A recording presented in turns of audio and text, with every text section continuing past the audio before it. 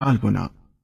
भोले भाले किसान अधिक उत्पादन के लालच में फंसकर रासायनिक खाद व कीटनाशकों का प्रयोग करने लगे।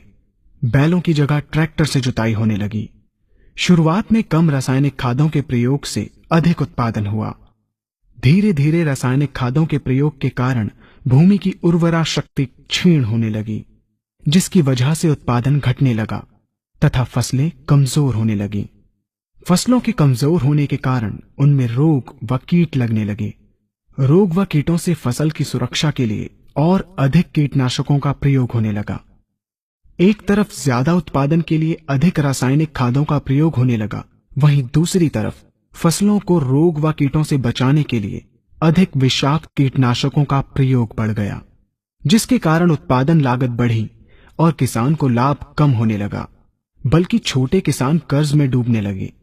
धीरे धीरे भूमि की उर्वरा शक्ति क्षीण होने से भूमि बंजर होने लगी।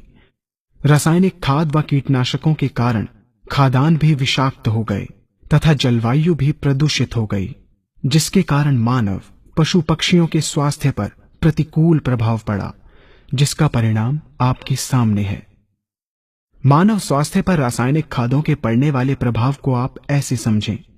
जब किसान फसल में रासायनिक खाद डालता है तो रासायनिक खाद में उपस्थित विषाक्त रसायन जल में घुलकर सबसे पहले जल को प्रदूषित कर भूमि के अंदर उपस्थित केचुए व सूक्ष्म जीवाणुओं को मार देता है।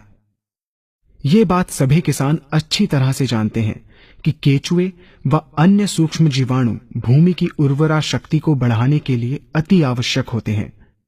विषाक्त रसायन के कारण इनकी मृत्यु हो जाने से भूमि की उर्वरा शक्ति नष्ट हो जाती है तथा भूमि कठोर होकर बंजर होने लगती है। रासायनिक खादों के विषाक्त रसायन पानी के माध्यम से अन्य खनिजों के साथ फसल के अंदर पहुंचकर फसलों को विषाक्त बना देते हैं।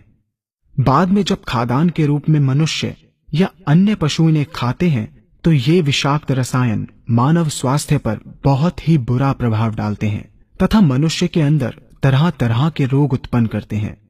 जब हम जैविक खाद का प्रयोग भूमि पर करते हैं तो जैविक खाद पानी में मिलकर पानी को प्रदूषित नहीं करती।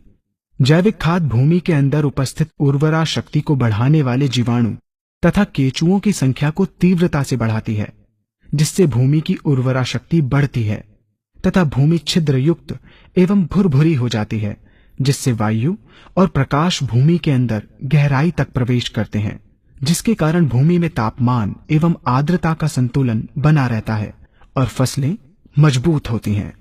जैविक खाद में विद्यमान तत्व खाद्यान्न के माध्यम से मानव व पशु पक्षियों के शरीर में पहुंचकर स्वास्थ्य लाभ पहुंचाते हैं।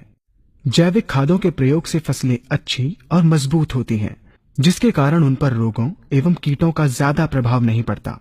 यदि किसी प्राकृतिक कारणवश कीटों व रोगों का प्रभाव अगर पड़ता भी है तो गौमूत्र एवं औषधीय वनस्पतियों के घोल के छिड़काव करने से फसलों को रोग एवं कीटों से बचाया जा सकता है। गौमूत्र एवं अन्य प्राकृतिक औषधियों के मिश्रण के छिड़काव से फसलों का कम लागत में बचाव हो जाता है तथा वातावरण पर भी कोई दुष्प्रभाव नहीं पड़ता। यहाँ हम आपको तालिकाबद्ध तरीके से दोनों